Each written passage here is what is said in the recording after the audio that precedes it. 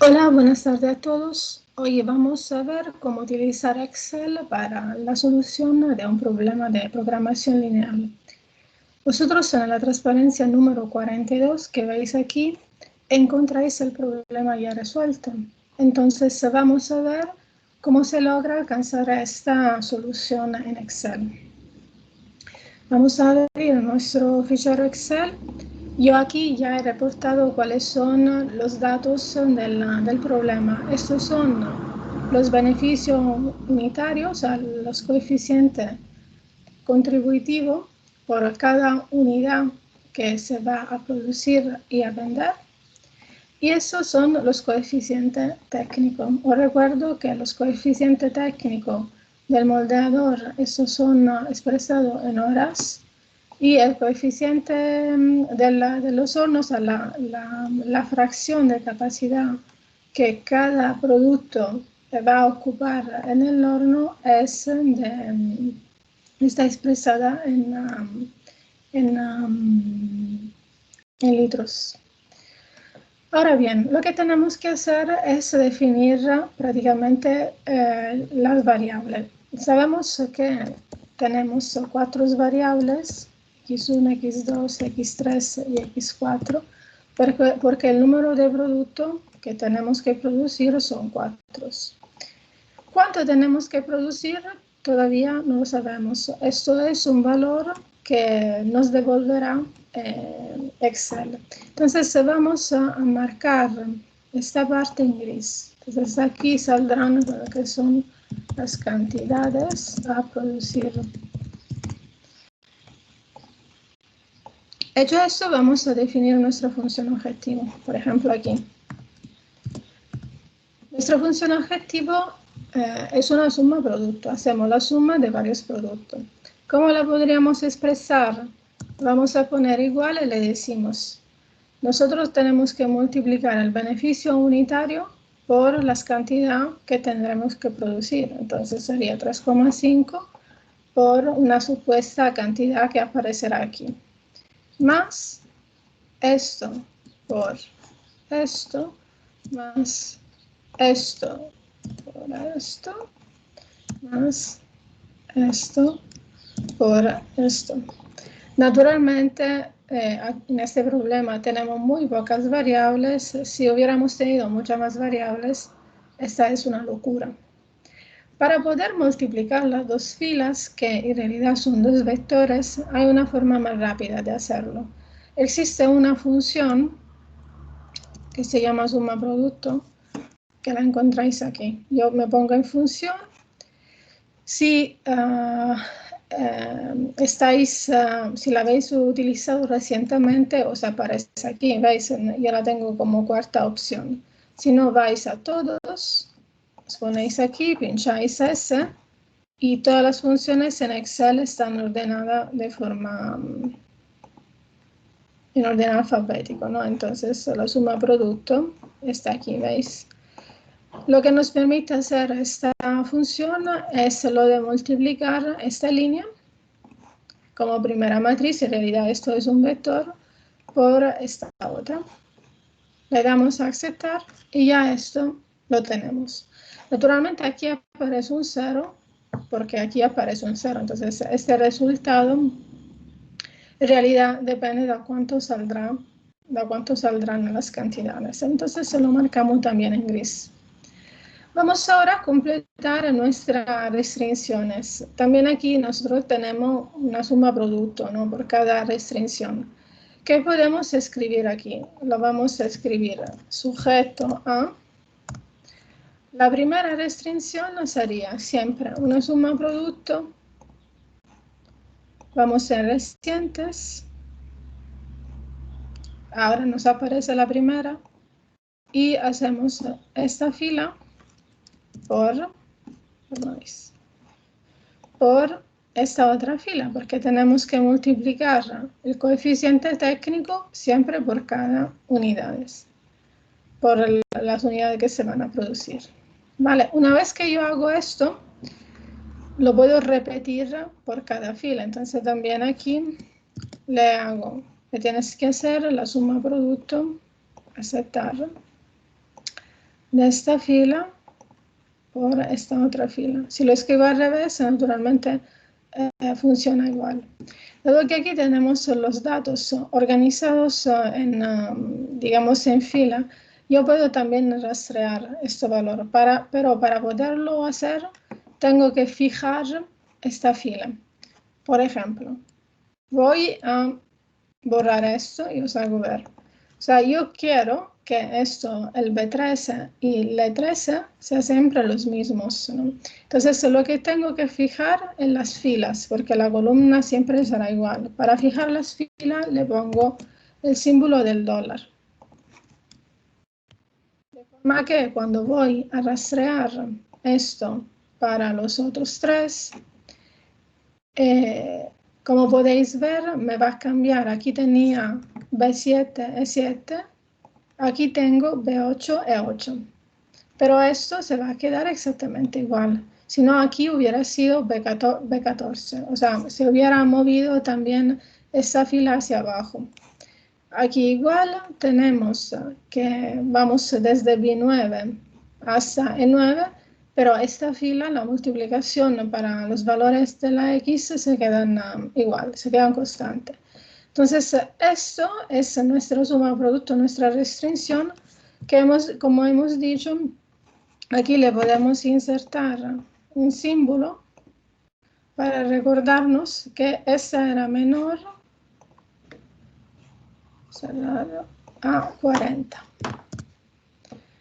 Y eso lo vamos copiando. Eso era igual a 24, según enunciado, y eso era igual a 900. Bien, ya tenemos nuestro modelo hecho. ¿Qué tenemos que hacer ahora? Entonces, esos valores, naturalmente, también eso lo voy a poner en gris. ¿Qué vamos a hacer? Tenemos que solucionar este problema utilizando una aplicación que existe en Excel. Esta aplicación se llama Solver. Os tiene que aparecer en la barra de herramientas de datos. Si no la tenéis, lo que tenéis que hacer es ir a Archivo, Opciones, Complementos, porque es un complemento de Excel. Y aquí veis complemento de Excel, pincháis en ir. Y aquí tenéis 4 complementos que se podrían instalar. Yo tengo instalado ahora mismo herramienta para análisis Solver. Quien no lo tenga instalado prácticamente no lo tendrá pinchado, ¿no? Entonces pincháis aquí, le dais a aceptar y automáticamente cuando vais a datos vais a ver, o sea, los complementos aparecen aquí, son complementos de análisis de datos. Vais a tener Solver, pincháis en Solver. Vamos a borrar aquí. Y os aparece esta ventanita, parámetro de Solver. El complemento de Excel quiere saber qué parámetro tiene que utilizar para resolver el problema. Establecer el objetivo. ¿Cuál es nuestro objetivo? Nuestro objetivo es la maximización de esta función que hemos indicado de la celda I3. Automáticamente pinchamos en I3 y automáticamente el Solver nos fija tanto las columnas como la fila. ¿Vale? Entonces, esta es la celda donde va nuestra función objetivo. Por defecto, Solver me da que se trata de una función de maximización, pero hubiera podido ser también una función de mínimo o si nosotros queremos que la función objetivo asuma un determinado valor, ¿no? Por ejemplo, si queremos encontrar las cantidades que nos hace llegar, por ejemplo, al punto de break-even, o sea, al punto en que nuestro beneficio es igual a 0, hubiéramos pinchado aquí. O sea, depende. Por ahora, nosotros tenemos el caso más sencillo, que es lo de maximizar nuestra función objetivo. Ahora bien, aquí dice cambiando la celda de variables. Aquí me dice cuáles son, le tengo que indicar cuáles son las celdas que van a variar. Las celdas que van a variar son estas, son las X. Entonces aquí voy a poner la fila, también aquí como podéis ver va a fijar tanto la fila como la columna, donde van a aparecer las cantidades que tengo que producir. Y esa funciona como una definición de variable. Y ahora finalmente tengo que poner la restricción en este cuadrante. ¿Cómo voy a poner la restricción? Le doy a agregar y le digo que este cuadrante H7, donde yo ya estoy haciendo una suma producto, tiene que ser menor o igual a 40. Entonces voy a pinchar aquí y le doy a aceptar. Agrego la segunda restricción, que es esta. Esto cambia, ¿veis? Entonces depende de lo que uno tiene que hacer. Aquí nosotros tenemos menor o igual y mantenemos menor o igual. Y la restricción aquí es 24.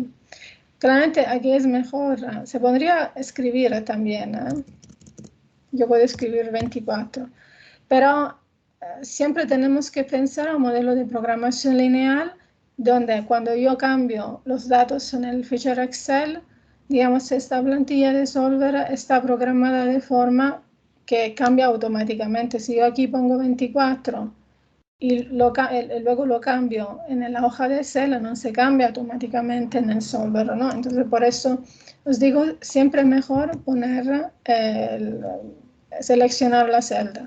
Le damos a aceptar y la última restricción, agregar, es esta, tiene que ser menor o igual a esto y aceptar. Vale. Ahora, una cosa importante, hemos dicho no negatividad de las variables, es decir, yo no puedo producir cantidades negativas. ¿Cómo la puedo definir esta que es una ulterior restricción? Le voy a decir que todos los valores que me salgan aquí tienen que ser mayor o igual a 0. Aceptar. Entonces, esa que aparece ahora primera, esa es la condición de no negatividad, que aquí lo tenemos que poner. Hemos visto que en el programa Orstat automáticamente el software, que es un software especializado, sabe que las X tienen que ser positivas, pero aquí no. Otra forma de hacerlo es pinchar aquí. Aquí, como podéis ver, o sea, esta restricción tiene sentido ponerla cuando nosotros eso no lo tenemos pinchado. Si nosotros pinchamos aquí, aquí dice convertir variables sin restricciones en no negativa, en realidad esa restricción la podíamos eliminar. Funcionaría igual, ¿vale? Ahora, por último, tenemos que elegir nuestra técnica, nuestro algoritmo. Como hemos dicho, nosotros vamos a utilizar el simplex. Y eso es importante elegirlo bien porque nos permite comparar el resultado que obtenemos con Orstat. En Orstat también se utiliza el simplex. Entonces, si aquí hubiéramos elegido algún otro algoritmo, luego no podemos comparar la solución. Y le damos prácticamente a resolver. Aquí, como podéis ver, si no hemos cometido ningún error de programación, dice Solver encontró una solución. Se cumplen todas las restricciones y condiciones óptimas. Como hemos visto, en un modelo de programación lineal nosotros tenemos varias soluciones factibles y una solución es factible cuando todas las restricciones se cumplen y además las variables son no negativas. Y luego, entre esas restricciones factibles, una sola es la solución óptima, o sea, el valor de X para el cual se alcanza, en este caso, el máximo beneficio. Entonces, vamos a darle a aceptar. Y como podéis ver, mágicamente, aquí vamos a obtener 0000 y 240, que es el mismo resultado que hemos obtenido en Orstat. También Solver nos dice que tenemos que producir 240 palmatorias, solo 240 palmatorias. Y automáticamente vamos a tener nuestra función objetivo también calculada con 780. Y aquí siendo que aquí tenemos ya valores, se van a calcular los recursos que se están utilizando, ¿no? Y entonces aquí tenemos que se está utilizando 36 horas sobre 40, 24 horas sobre 24, entonces se está utilizando el 100% del recurso que teníamos, y aquí se está utilizando 120 sobre 900. Entonces podemos, por ejemplo, aquí hacer otro tipo de cálculo, beneficio neto,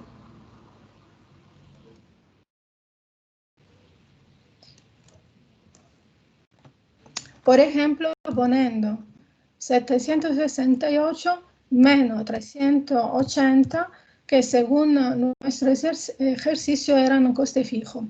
Entonces, como os decía, los costes fijos lo tenemos que contabilizar